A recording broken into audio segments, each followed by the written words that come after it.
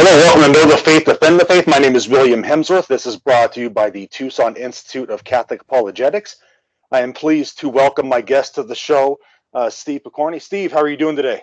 I'm doing great. Great to be with you, William. Well, it's a pleasure to have you. Steve is he's the founder of Freedom Coaching, freedom-coaching.net. He has an MA in theology from the Franciscan University of Steubenville. He's a popular speaker, certified life coach. Again, just a pleasure to have you.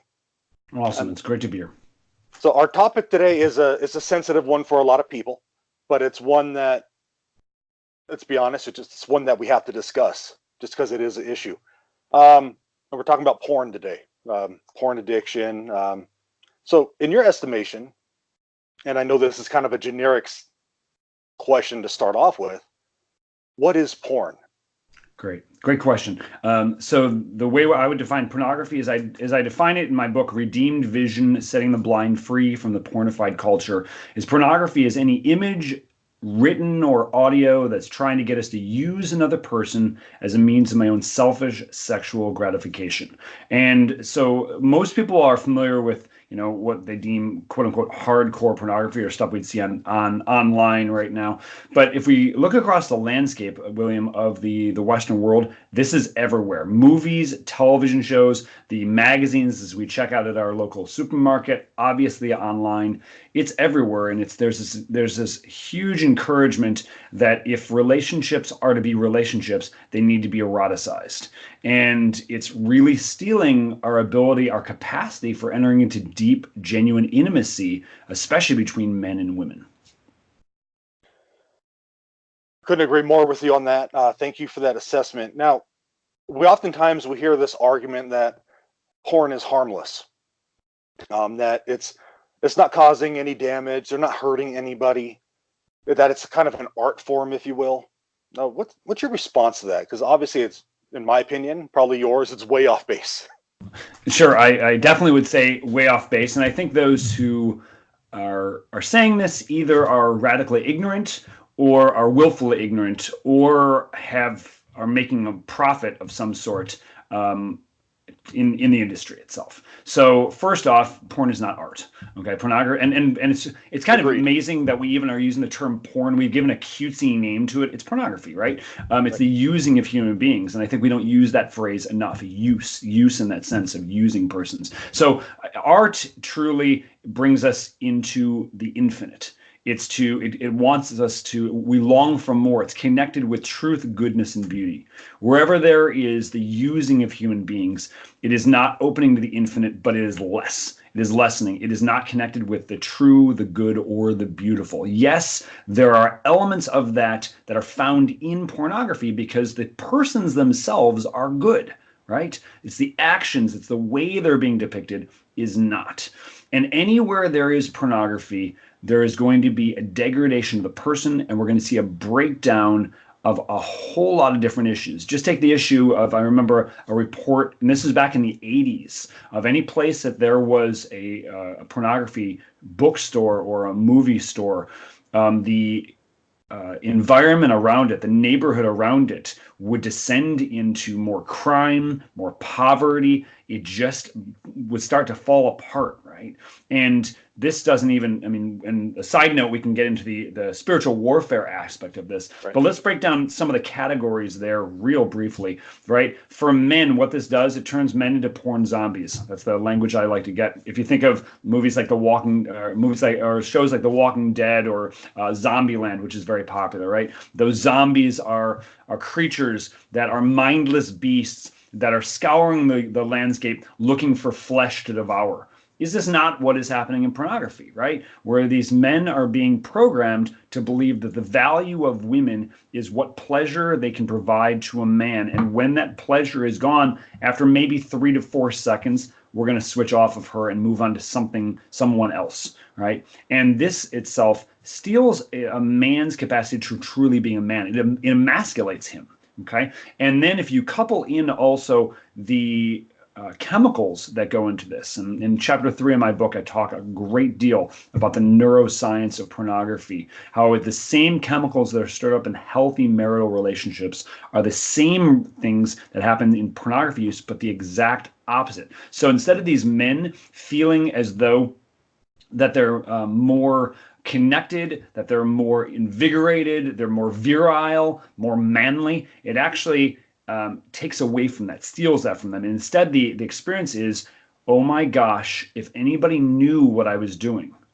I would want to die. I mean, in the vast amount of people who watch pornography, I would say well over 99% will want to do this by themselves. Well, if you think about the sexual act itself, it's meant for another. It's meant to pour out between husband and wife to strengthen their union and to flow out into a third, at least, right? Well, you have 4, I've got 2 on earth and Right. 1 in heaven, right? So that's the blessing. But the opposite here is it takes away from a man. Instead, he's left with this guilt, this shame, this self-hatred, this not feeling comfortable in his own skin.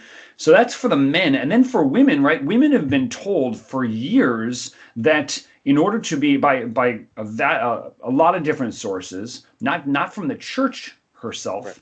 but from a lot of secular sources, that in order to be a woman today, you have to be like a broken man. So the logic fits. If a man is into pornography, then a woman needs to be into it as well. And so I'm seeing increasing numbers of women who are seeking out freedom coaching and coming to work with, want help from this.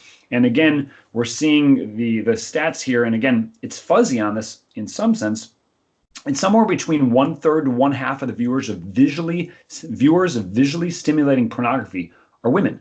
And this should, for a lot of us, because we've been told the idea that men are visual, women are not. Well, no, women are visual also, but women, especially with the corpus callosum, it's the elements in the brain that connects the left and right hemispheres. The left brain being that logical, rational processing, right brain being the emotion, affectivity, and so they're able to put things better together. William, you're married, right? You hopefully know this like I do, right? We're like, what? And they're like, can you see that? Take any topic at all. It's a hard lesson at times, yes, but sometimes I learn the hard way on that. So, right. With pornography, what is I know you just mentioned a stat, with the viewership of women. What's the effect on marriage for those that are into pornography? Yeah. Well, let's first start out here with getting into marriage, right? Look across the landscape. If you talk to a lot of young adults, so many of these, especially women, believe like more and more women, good Catholic women, right, are trying to find a good Catholic man, and they look across the landscape and they're like, where are these guys? And the flip side goes for the guys as well, right? With the different programming, and maybe it's because so many of the guys these women have encountered have not been true men to them, but have been boys in men's bodies.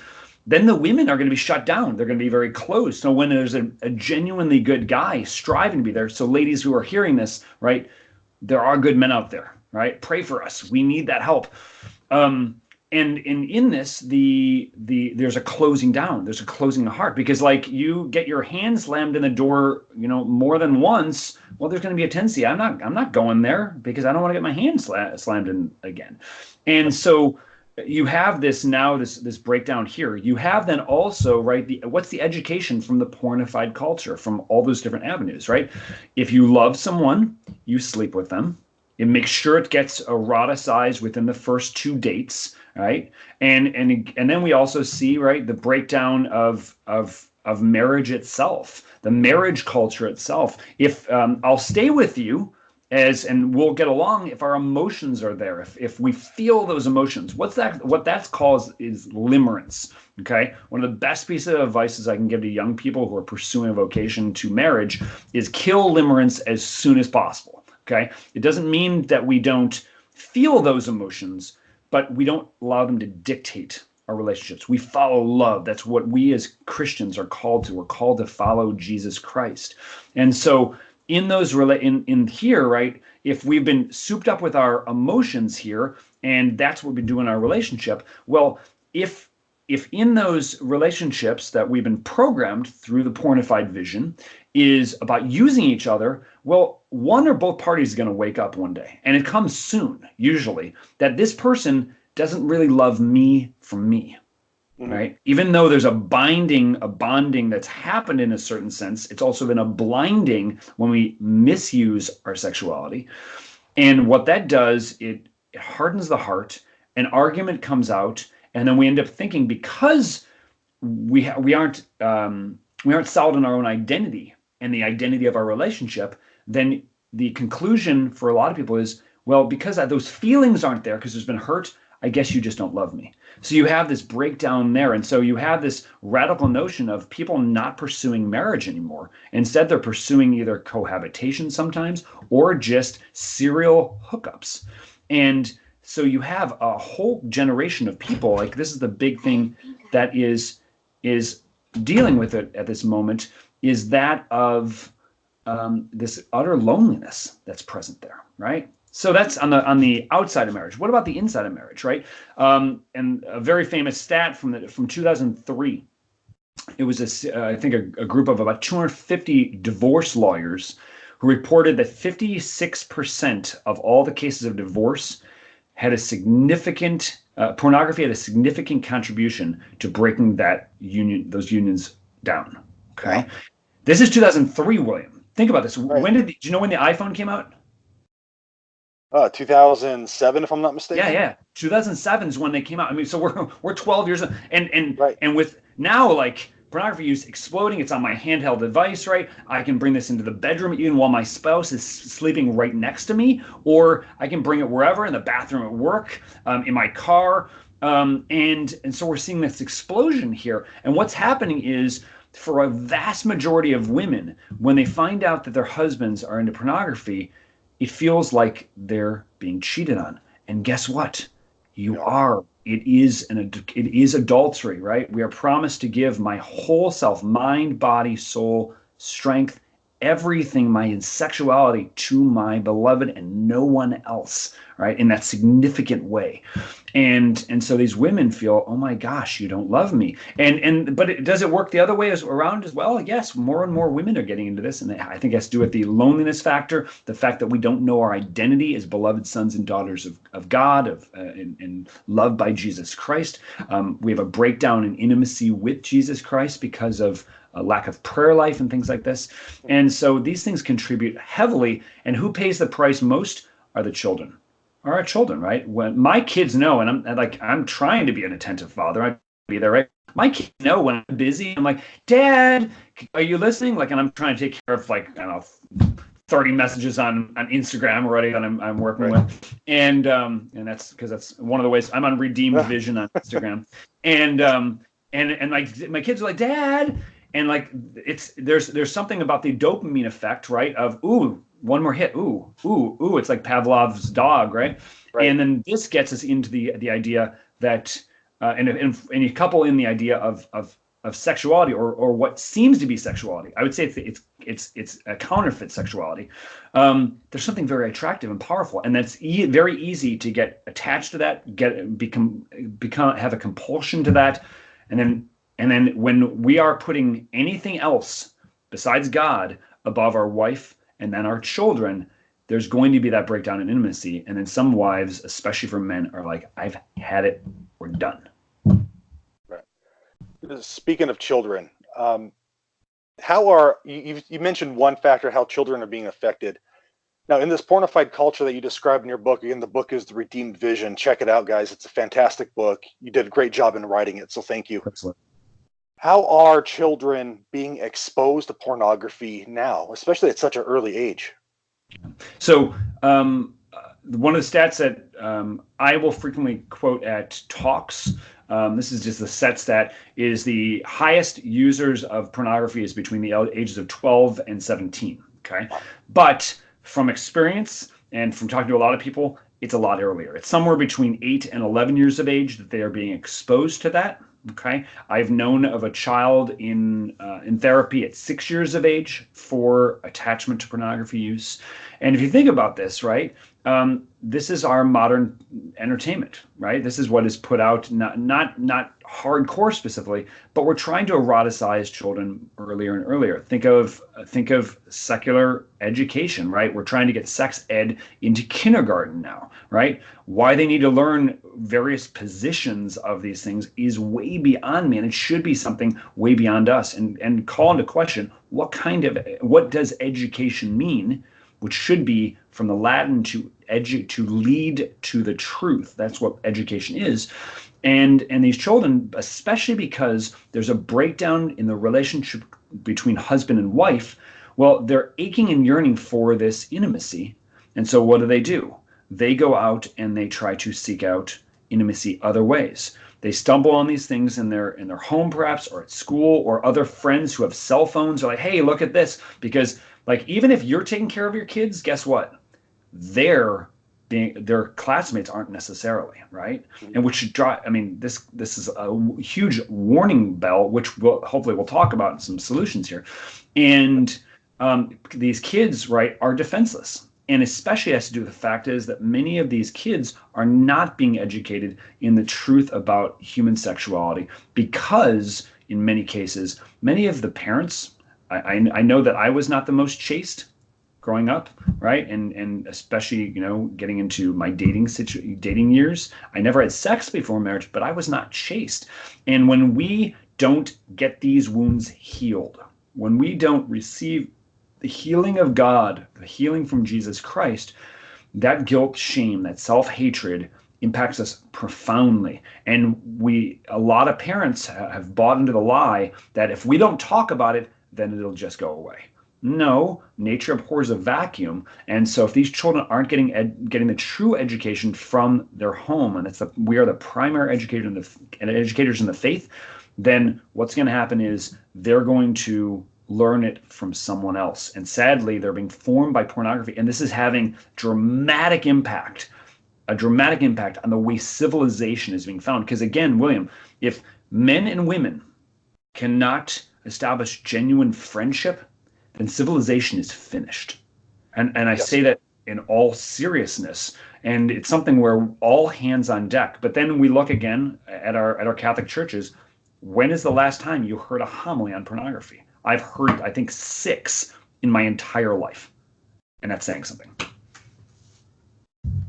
So what can we do as Catholic parents, Catholic men, as a church in general, to help combat this pornified culture? What can we do for our children and, well, also our church as our society?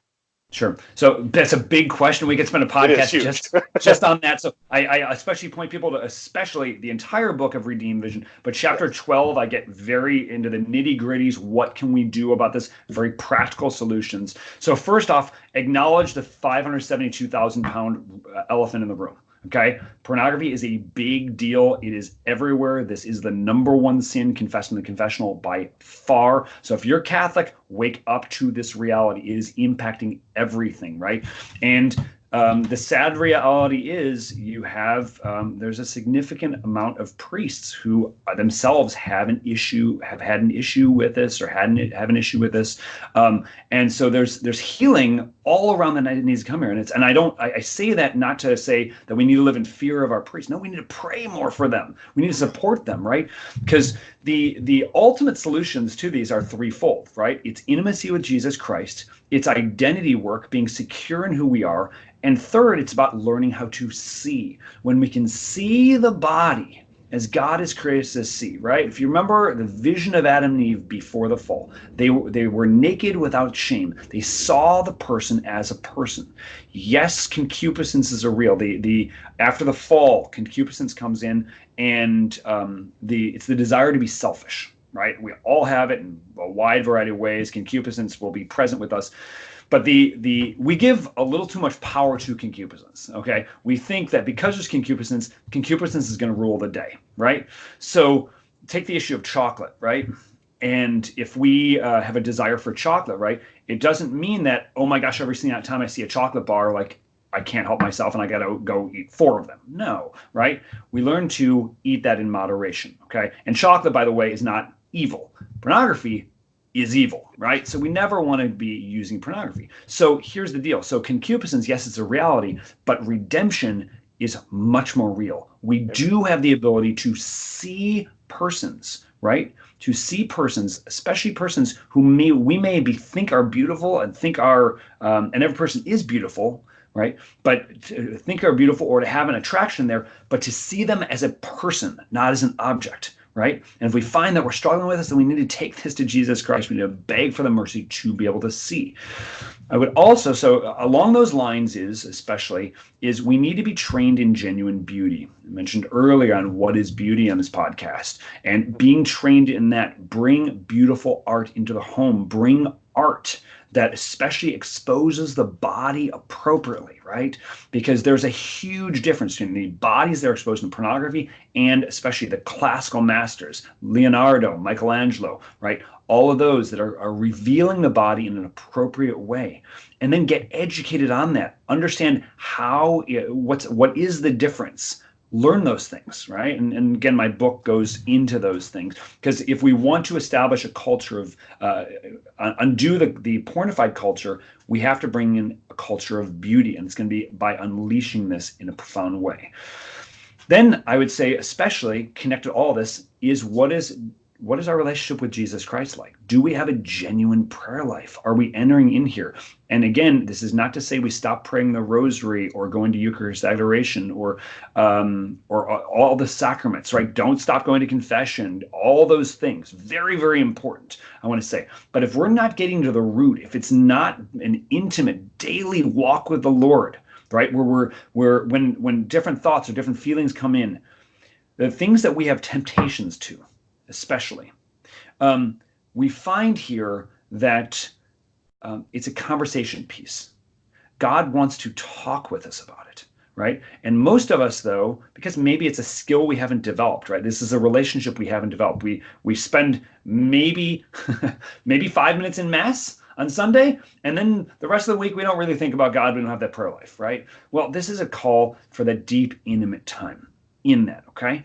So that would be an important thing. And then in addition to recognizing different temptations that come in, one of the easiest ways that you can dismantle temptation is to laugh. So, William, I'm gonna give you an example, okay? So, William, right now, in a really angry voice, I want you to say bubbles. Bubbles! I wasn't angry. Can't do it.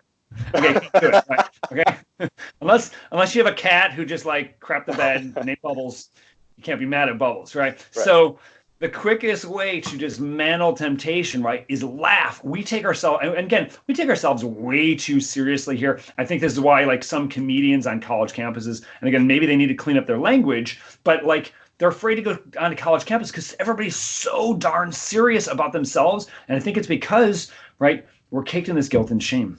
And because I don't accept myself, or I feel unloved, then I'm going to project it onto you. And anything you do to try to speak against that is going to hurt. So bring in humor, laughter when temptation comes in. And again, the evil one is real. Temptations are real, but our God is way more powerful, right? And if we can learn to laugh at that, oh man, it's a huge deal. Okay, and then especially for parents, let's zero in on parents. The best gift you can give to your kids is to love your spouse.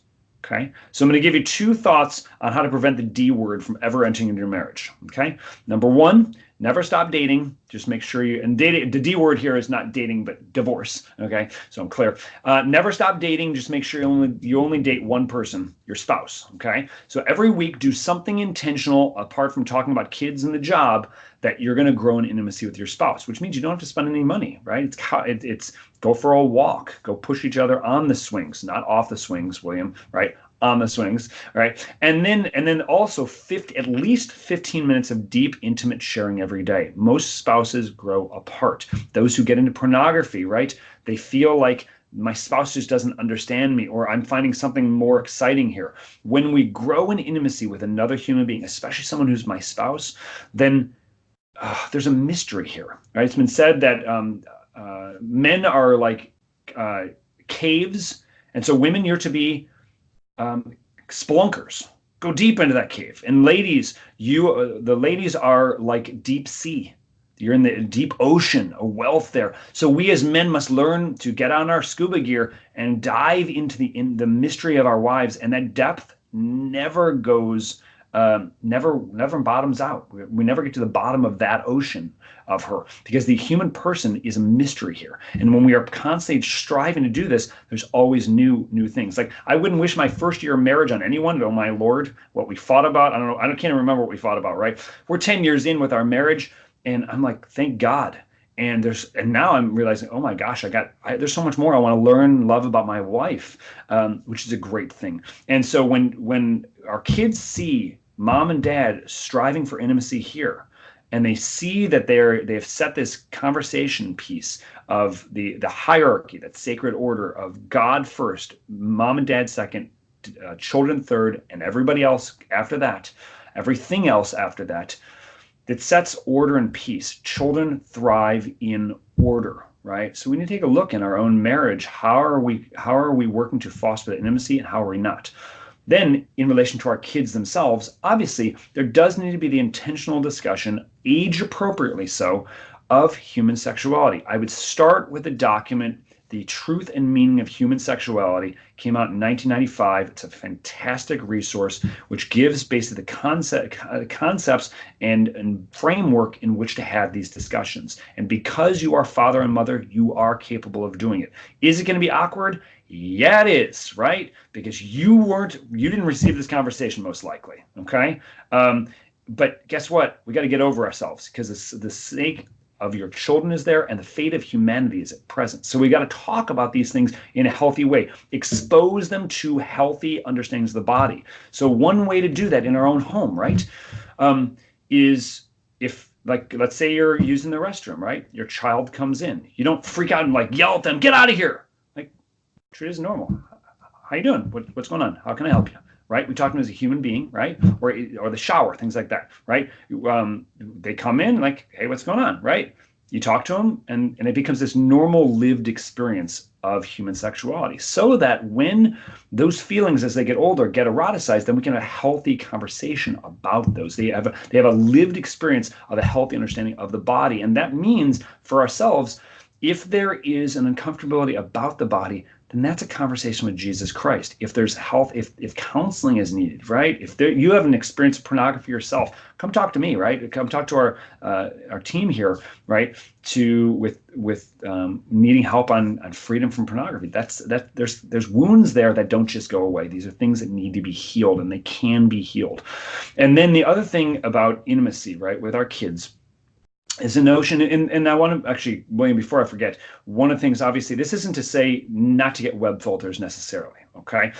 They can be helpful. I know Disney causes a lot of problems, but one of the ones I'd recommend is called Disney Circle, and it basically helps to shut down a lot of devices, control the devices. You can shut down Wi-Fi on individual devices. It's pretty genius what they have there, and so those can be good as exteriors, but they don't solve the problem, because if we don't change the heart, mind, and vision, if we're not educating them in this, and how to see and how to enter into, have the deep relationships with others, with Jesus Christ, with his church, then when those desires come up, they're going to find a way around those. Remember, their friends at school are going to have cell phones, right? And if they're not trained how to see that truth, then it won't matter.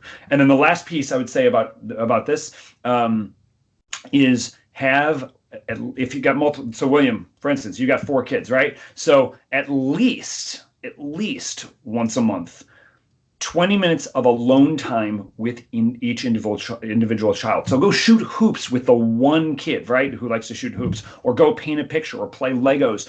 Do something intentional, because that intimacy, and then what that does, it starts to create this environment where my dad has been present to me.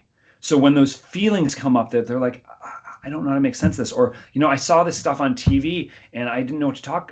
What do I do with that? Then they're going to come to you instead of going, hey, let's look online. What is pornography? And then that would be the absolute thing we don't want, right? We want them to come to us to have that conversation. Now, you started Freedom Coaching. Of course, the website is freedom-coaching.net. I want to make sure I get that dash in there. Yep. So what is the goal of Freedom Coaching? Sure. The Talk just a goal. little bit. Sure. So if you look at a lot of programs out there, and again, there's a lot of programs that are well intentioned. I'm not here to bash anyone, right? We need to get word out about this. Very, very good. And if you can help to a degree, great, do it. But a lot of things that are presented out there are coping mechanisms. And I don't know, maybe it's my whole thing of just being a man. I'm not interested in just looking at surface Band-Aid potential solutions. I'm looking at getting to the root. How do we solve this? So what do we need to do? So the goal here of freedom coaching is to actually change the desire so much that we no longer desire to look with lust. And we do have the ability to do this. I know pagans, okay, who they are nurses aides and no issue whatsoever, right? And they're seeing actually naked bodies all the time because they're examining them in the context there. This isn't a special gift that's been given to them. They've just trained how to see, right? So if that's happened to a pagan, how can we who have been given the gift of the Holy Spirit have the ability to do this so much more, right? So it's and through the process, it's a 4-part process which we work through. We work through first a client's history, especially through their emotional lens in healing, and there's a lot of healing that happens there. Second, we look at the brain chemicals, as I mentioned earlier, and just that understanding illumines hearts and minds to see this. Oh my gosh, there's a huge issue here. Third, and why that's an issue. Third is that intimacy piece, right? So if we've been trading true intimacy for false intimacy, we can regain that. We can retain what is real intimacy, beginning with intimacy with Jesus Christ, moving into relationships with real people offline in real life. And then what that does, it helps to solidify our identity as a beloved son or daughter of God.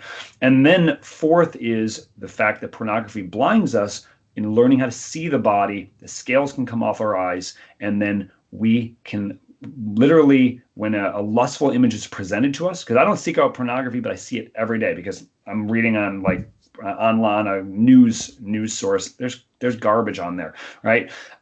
It's like an annoying mosquito. We can swat it away in about 3 seconds, and then you live your life. And the more and more things that we focus on and we bring beauty into our lives, the less and less we really want to ever go back to that, because the real is what satisfied. The lie never does. I mean, you've given us a lot to think about today. Like you said a moment ago, a lot of these topics we can spend whole shows on. So we're just scratching the surface, of course. But I thank you for joining me today. Your ministry. Praise the Lord. Thank you very much. Again, it can be if you go to freedom-coaching.net is where you can get in touch there. There's other podcasts and this podcast we found there, different interviews and things like that, information on the program to sign up there. And then also I'm on Facebook, Twitter, Instagram, Redeemed Vision. Amen. Folks, check it out. Those links will also be in the show notes. Check out the book, Redeemed Vision. It's a fantastic read. Thank you so much for joining me today, Steve. I appreciate it. Appreciate the work you're doing. Thank you, and blessings to you, William, and your audience. Oh, thank you. God bless. God bless.